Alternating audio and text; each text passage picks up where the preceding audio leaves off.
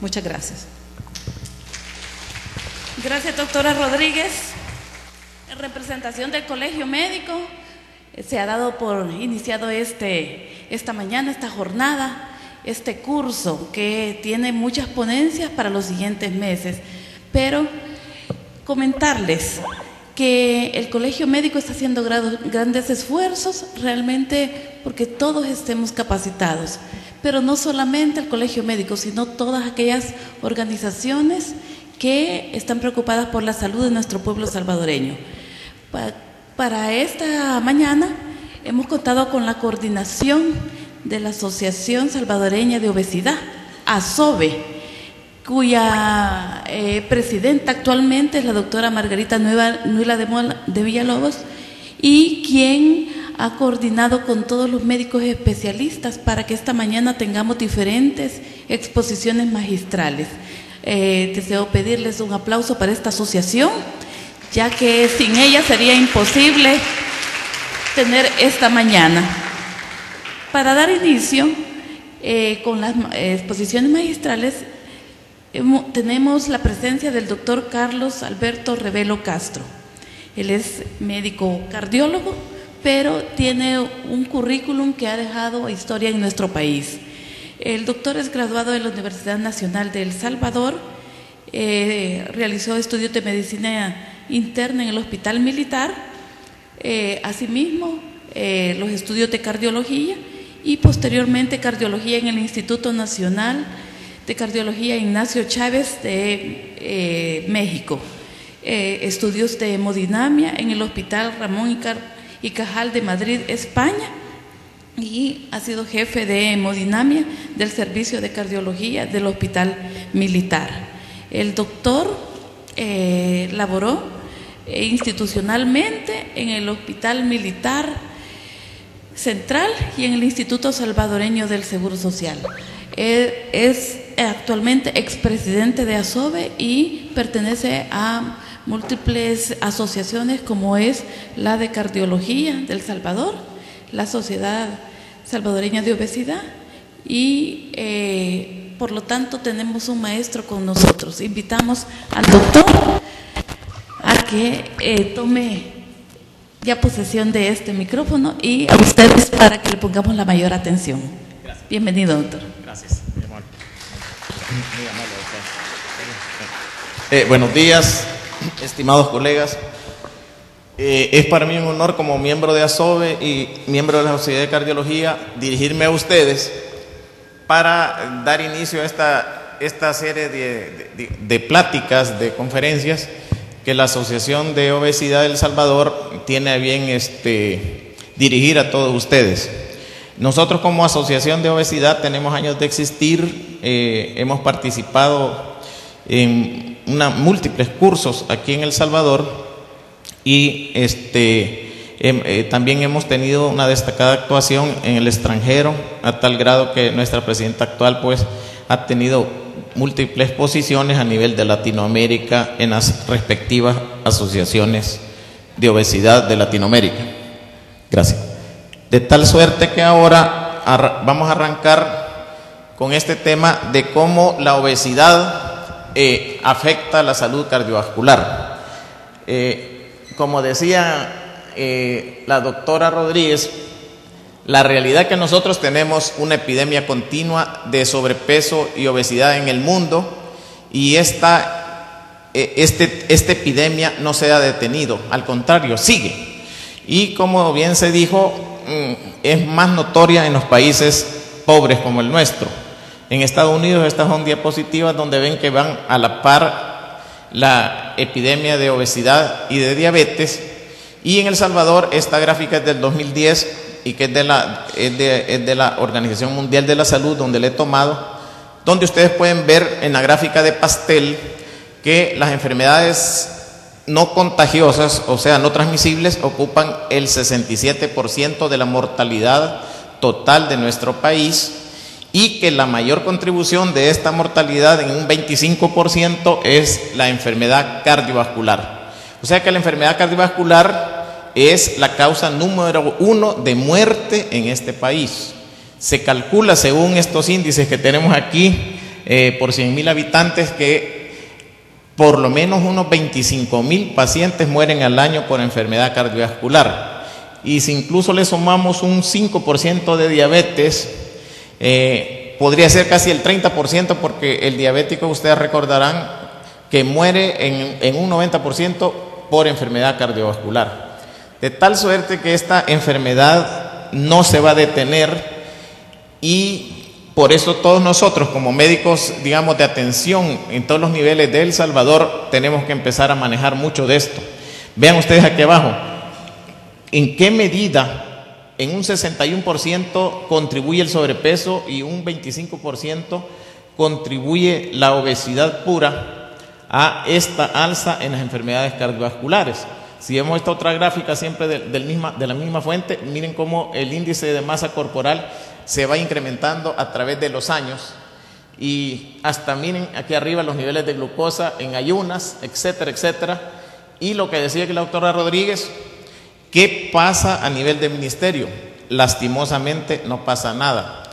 Tenemos años de que esta epidemia se declaró a nivel mundial, ya desde 1999 la OMS lo dijo, y la única manera de detenerla es que tuviésemos una política nacional para el control, la prevención y el estudio de las enfermedades no transmisibles. Y vean ustedes, en cuanto a las enfermedades cardiovasculares, no hay ninguna política, ni ningún plan, ni ningún programa que se esté llevando a cabo y que sea exitoso. Se calcula, según la OMS, que para que tuviésemos éxito en frenar estas enfermedades, tenemos que tener planes por lo menos que no cesen 20 años, o sea que casi toda una generación tendría que ser afectada por estos planes. ¿Qué sucede con la obesidad? Que en la obesidad existen lo que llaman riesgos cardiometabólicos, que están aglutinados en un solo individuo, porque el paciente tiene adiposidad, hipertensión, dislipidemia y diglicemia juntos. Y en esta serie de diapositivas les voy a enseñar más o menos cuáles son los mecanismos fisiopatológicos que hacen que la obesidad lleve a esto. Por ejemplo, los adipocitos, cuando ya están, digamos, alterados debido a que tienen más volumen, generalmente tienen más volumen, empiezan a dar un fenómeno de resistencia a la insulina, que ahí lo ponemos con una doble flecha, porque la misma resistencia a la insulina va dando más problemas, y se empiezan a segregar una serie de factores, como el factor de necrosis tumoral alfa, que por un lado ellos mismos dan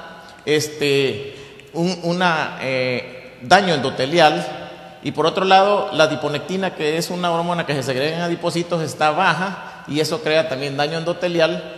Y estos mismos factores inflamatorios dan una respuesta inflamatoria a nivel endotelial, que si le sumamos a eso que esta masa de adipocitos, especialmente los que están en el abdomen, empiezan a segregar o pasar al sistema porta una gran cantidad de ácidos grasos libres que inundan el hígado y dan un incremento de la gluconeogénesis hepática, y por lo tanto crean estos hiperglicemia. Y esto a la su vez está relacionado con un aumento del estrés oxidativo, o sea, las especies reactivas de oxígeno, dando un mayor daño vascular. Entonces esto se va sumando, y vean ustedes cómo al final toda esta magma de eventos hacen que haya un mayor daño endotelial. Por supuesto que al haber daño endotelial estamos hablando que se están dando bases para la aterosclerosis, para la hipertensión. Se ha descubierto pues que a través de la activación del factor de transcripción nuclear kappa beta es que el estrés oxidativo está incrementado, y como ustedes ven, esto tiene doble flecha, porque las especies reactivas de oxígeno activan más al factor de necrosis, al factor de kappa beta, y también las moléculas inflamatorias y de adhesión hacen que haya mayor expresión del factor de transcripción, y esto da un daño endotelial. La adiponectina pues no está presente, está bien baja, y esta tiene un efecto contrario, aumenta el óxido nítrico, que es uno de los factores más grandes de protección endotelial, y genera angiogénesis.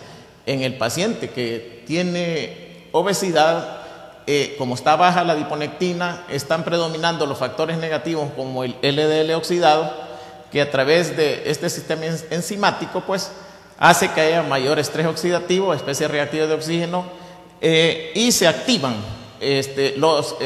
unas sustancias que son mitógenos activados por las proteínquinasas se llaman, que lo que hacen al final es dar mayor proliferación a nivel endotelial. Y eso no solo se da en el citosol. Esta es una diapositiva compleja, pero solo voy a decir 2 palabras.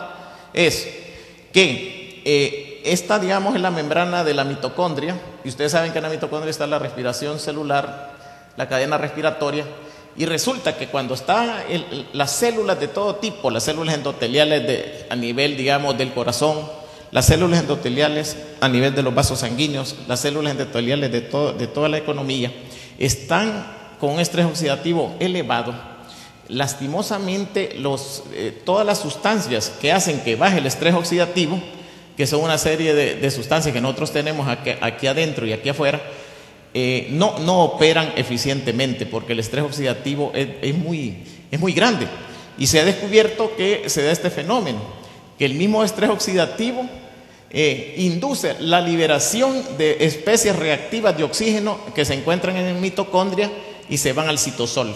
Y esto va dando una cascada en la cual al final aquí vemos que los mitógenos activados por las proteínquinasas se elevan, y esto sirve como para dar un buffer aquí del equilibrio redox, pero a largo plazo llevan a hipertrofia, fibrosis, etcétera, etcétera, y hasta falla cardíaca. Y de ahí se dan cuenta que a veces los pacientes que tenemos obesos, a veces no le encontramos mayor razón por lo que tienen insuficiencia cardíaca, y ellos mismos tienen todos los elementos que hacen que se pueda llevar insuficiencia cardíaca. Notorio es en el paciente obeso, le decía yo, la resistencia a la insulina, y que al final todo esto, debido a la alteración del metabolismo, nos lleva a esto, a partículas de LDL densas y pequeñas. Cuando son densas y pequeñas quiere decir que penetran más fácil la pared arterial. Entonces el paciente obeso, aunque no sienta nada, eso le está ocurriendo a cada segundo de su vida. Y entonces estas partículas casi no, digamos, ni las podemos medir, porque esto casi solo se mide en lugares donde se hace investigación, y de hecho no vale la pena medirlas porque ya lo sabemos. Todo paciente obeso tiene esta tríada dislipidémica de LDL densas y pequeñas y HDL bajo y triglicéridos altos.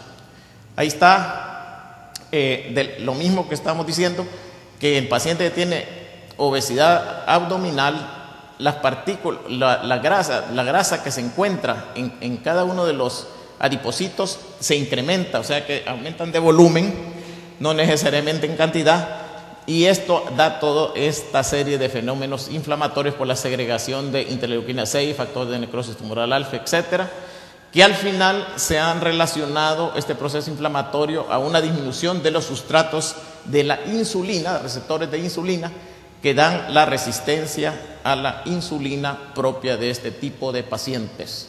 Miren, en este experimento se vio que a medida que había menor expresión de receptores de insulina ISR1 y 2, había mayor grado de hiperplasia, ¿verdad?, en la propia íntima de las arterias. O sea que hay una relación directa en este tipo de proliferación a nivel endotelial, ¿verdad?, y la expresión o la baja de expresión de receptores de insulina. De hecho, los metabolitos digamos que surgen del metabolismo intermediario no solo son metabolitos, sino que son moléculas que mandan señales a todo el organismo. Por eso es que todo el organismo está afectado. Por ejemplo, en el hígado existe una presión, digamos, metabólica, se le hemos puesto en esa diapositiva, presión metabólica sobre el corazón debido al desarreglo que tenemos el paciente obeso. Tiene por un lado hiperglicemia, tiene por otro lado hiperlipidemia, y tiene por otro lado, pues, aquí está, esta es la membrana del cardiomiocito, acumulación de dichas sustancias, o sea, de aquí adentro de la célula, ¿verdad? Es una acumulación de metabolitos intermediarios, por eso son moléculas que dan señales también y que provocan incremento del estrés oxidativo, incremento de la glicosilación de proteínas, que eso es deleterio, alteración del ciclo del calcio, apoptosis y estrés a nivel del retículo endoplásmico liso. Entonces, esto se va dando a través del tiempo, ¿verdad? Y entonces encontramos que hay una sobrecarga intramiocárdica de lípidos. No solo es que hay mayores cantidades, digamos, de células de fibrosis o de células adiposas en el corazón, sino que en las propias células del corazón hay una infiltración intramiocárdica. Y por supuesto, a esto se añade lo que decíamos anteriormente, que está expresado toda una serie de sustancias que contribuyen a la disfunción contráctil, también estas sustancias, y al remodelamiento del corazón. Ahí entonces ven ustedes que la propia obesidad va dando un daño en el corazón. En esta gráfica vean ustedes cómo el paciente tiene, digamos, una obesidad que va en aumento, tiene entre moderado o alta contenido de acumulación de lípidos dentro del corazón. Antes no se sabía eso, creía que solo en las células epicárdicas, pero hoy ocurre eso. Y fíjense que Virchow en 1858 ya lo había descrito.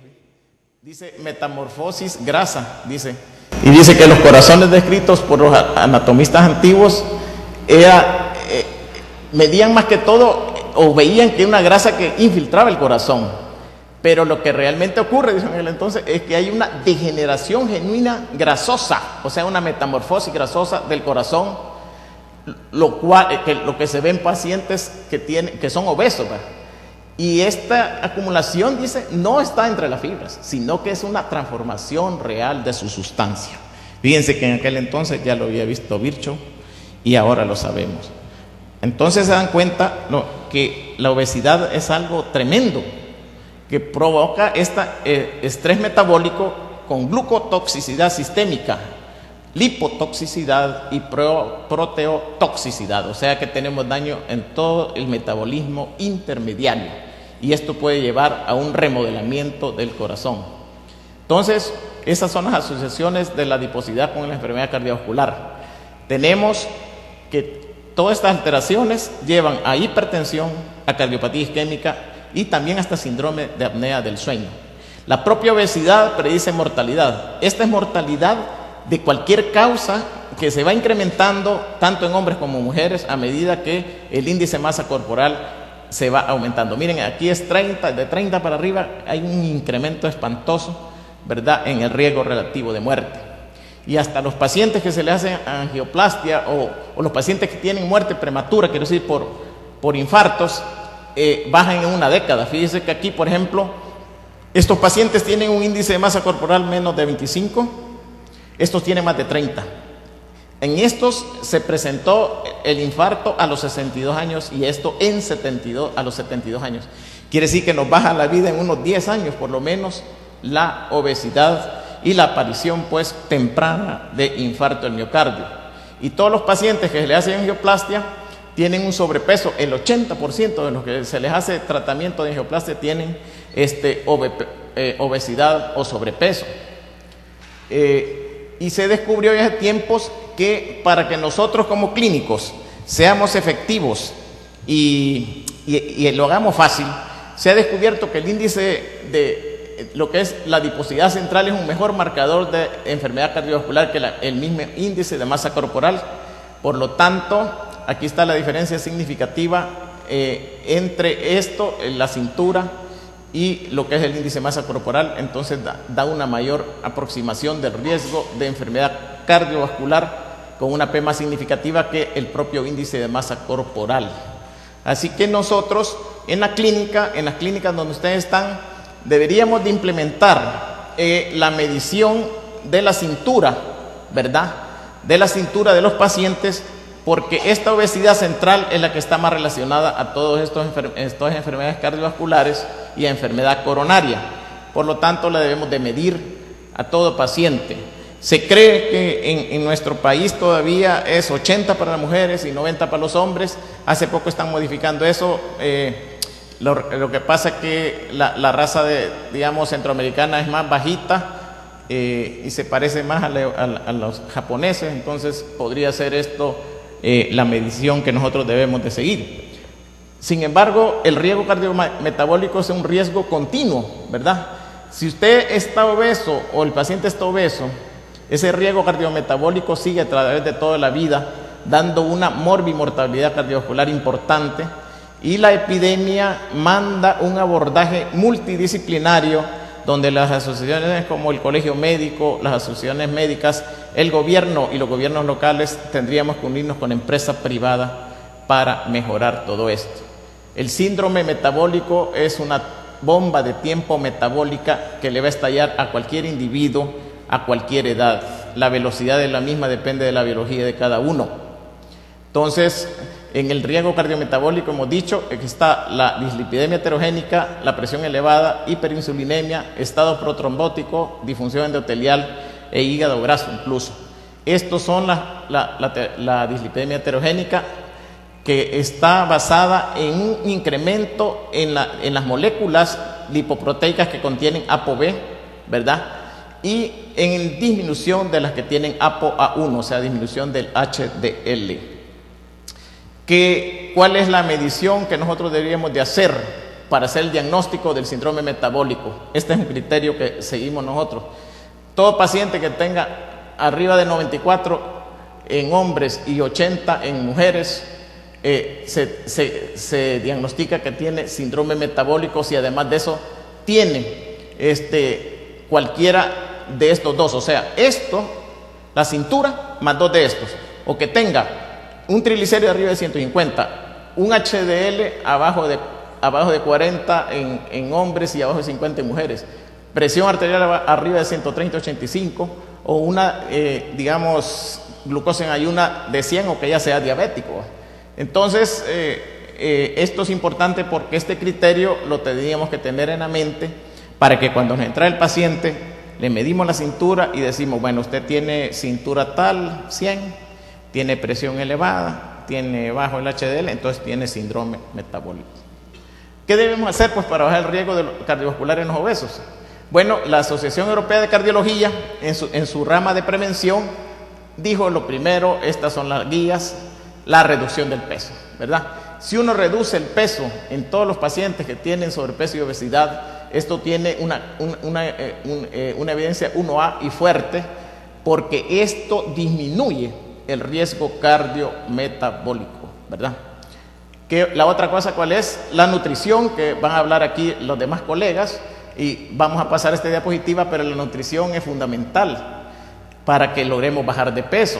Y el otro es el ejercicio físico, que hay varios esquemas que podemos seguir, pero que también van a ser motivos de pláticas aquí este día. El estrés psicosocial también se debe manejar en un cierto grupo de pacientes que no logran bajar de peso.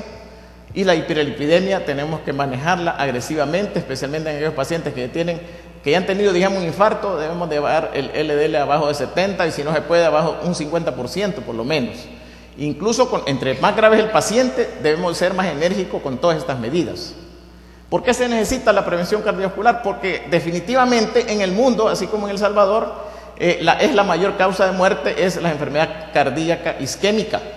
Y se ha descubierto, debido a que los países que han aplicado la prevención lo han hecho, que el 50% de las reducciones en total en todo el mundo, en las reducciones de la enfermedad cardíaca isquémica, o sea, la cardiopatía isquémica, se debe a los cambios en el estilo de vida, y solo el 40% se debe a las nuevas terapias que van surgiendo. Y para eso les traigo esta diapositiva donde ven ustedes dos verdes. En el verde de aquí de la izquierda es las terapias como estatinas, inhibidores de ECA, etcétera, etcétera, que se aplican en todos los países. Y a la derecha está la aplicación en esos mismos países de lo que es la prevención, o sea, dieta y ejercicio, programas masivos en la televisión para hacer que la gente coma menos comida chatarra. Entonces, como ustedes ven, miren, hay países tan notorios como en Finlandia, en el 72-92, el 76% de la reducción se debió a eso, a que hicieron campañas súper agresivas para que la gente cambiara su estilo de vida. La gente en Europa anda en bicicletas, en Nueva Zelanda también, en Estados Unidos 54%, o sea que tenemos ejemplo, y ya sumando esto hace como un 50%, sumando ya todos los países, donde se ha visto que si nosotros, como médicos, como asociaciones médicas, como gobierno, como empresa privada y como uno solo, actuando al unísono todos, se logra bajar la incidencia de enfermedades cardiovasculares.